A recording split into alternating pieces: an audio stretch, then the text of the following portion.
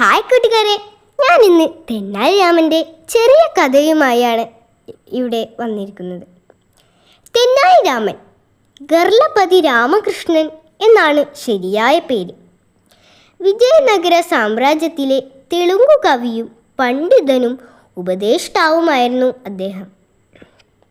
കൃഷ്ണദേവരായർ എന്ന രാജാവിൻ്റെ സദസ്സിലെ 8 പ്രമുഖ കവികളിൽ ഒരാളായിരുന്നു തെന്നാലി രാമൻ. തൻ്റെ ബുദ്ധിയും ഹാസ്യവും കാരണം അദ്ദേഹം വികടകവി എന്നും അറിയപ്പെട്ടിരുന്നു. അദ്ദേഹത്തിൻ്റെ ബുദ്ധികഥകൾ ഇന്നും വളരെ പ്രസിദ്ധമാണ്. അദ്ദേഹത്തിൻ്റെ ഒരു കഥയാണ് ഞാനിവിടെ പറയാൻ പോകുന്നത്. രാജകൽപ്പന. ഒരിക്കൽ കൃഷ്ണദേവരായർ തൻ്റെ ദർബാർ അംഗങ്ങളുടെ ബുദ്ധിശക്തി പരീക്ഷിച്ചറിയാൻ തീരുമാനിച്ചു. അദ്ദേഹം എല്ലാവർക്കും ഓരോ കിഴി നാണയം നൽകിയ ശേഷം പറഞ്ഞു, ഇതാ എൻ്റെ വക ഒരു സമ്മാനം.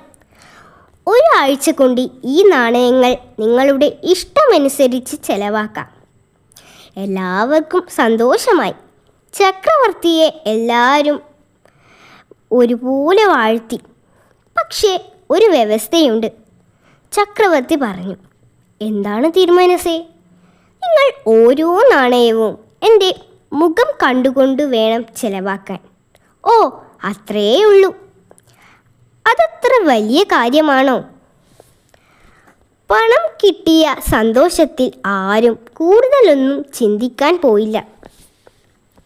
പക്ഷേ ചന്തയിൽ സാധനം വാങ്ങാൻ ചെന്നപ്പോഴാണ് ആകെ കുഴപ്പത്തിലായത്. ചക്രവർത്തിയുടെ മുഖം കണ്ടുവേണം നാണയം ചെലവാക്കാനെന്നാണ് കൽപ്പന. ചന്തയിൽ നിന്നാൽ അതെങ്ങനെ സാധിക്കും? ചക്രവർത്തി കൊട്ടാരത്തിലല്ലേ? ഒരാഴ്ച കഴിഞ്ഞപ്പോൾ ചക്രവർത്തി ദർബാർ അംഗങ്ങളെ വിളിച്ചുകൂട്ടി. നിങ്ങളുടെ നാണയങ്ങളൊക്കെ ചെലവായോ? അദ്ദേഹം ചോദിച്ചു. തിരുമനസ്സേ, അതിനെങ്ങനെ സാധിക്കും? അങ്ങയുടെ വ്യവസ്ഥ പാലിക്കേണ്ടേ? അതിനും ഞങ്ങൾക്കാവില്ല. അത് കാരണം അങ്ങു തന്നെ സമ്മാനം അതുപോലെ ഞങ്ങൾ കൊണ്ടുവന്നിട്ടുണ്ട്. ദർബാർ അംഗങ്ങൾ നാണയക്കിഴികൾ ചക്രവർത്തിയുടെ മുമ്പിൽ നിരത്തി വച്ചു. പക്ഷേ അക്കൂട്ടത്തിൽ ഒരാൾ മാത്രം ഉണ്ടായിരുന്നില്ല. അത് തെന്നാലി രാമനായിരുന്നു. എന്താ രാമ, നിങ്ങളുടെ പണക്കിഴി മാത്രം എത്തിയില്ലല്ലോ? അതു ഞാൻ പിറ്റേന്നു തന്നെ ചെലവാക്കി. തെന്നാലി രാമൻ ഒരു കൂസലും കൂടാതെ പറഞ്ഞു. അതിനർത്ഥം നിങ്ങൾ എൻ്റെ ആജ്ഞ അനുസരിച്ചിട്ടില്ല എന്നല്ലേ? ചക്രവർത്തി ഗൗരവത്തോടെ ചോദിച്ചു. അങ്ങയുടെ ആജ്ഞ എങ്ങനെ അനുസരിക്കാതിരിക്കും തിരുമനസ്സേ? എല്ലാ നാണയത്തിലും അങ്ങയുടെ മുഖമല്ലേ അടിച്ചു വച്ചിരിക്കുന്നത്.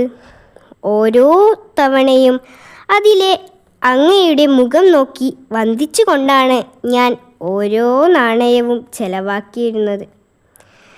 അതു കേട്ട് ചക്രവർത്തി പൊട്ടിച്ചിരിച്ചു. തെന്നാലി രാമ, എൻ്റെ ദർബാറിൽ ഏറ്റവും വലിയ ബുദ്ധിമാൻ നിങ്ങൾ തന്നെ. അതെനിക്ക് ബോധ്യമായി. ദർബാറിലെ അംഗങ്ങളുടെ തല ഒരിക്കൽ കൂടി തെന്നാലി രാമൻ്റെ മുമ്പിൽ കുനിഞ്ഞു. നിങ്ങൾക്ക് ഈ കഥ ഇഷ്ടമായോ? ഇഷ്ടമായെങ്കിൽ ലൈക്ക് ചെയ്യുക, ഷെയർ ചെയ്യുക, സബ്സ്ക്രൈബ് ചെയ്യുക. നന്ദി.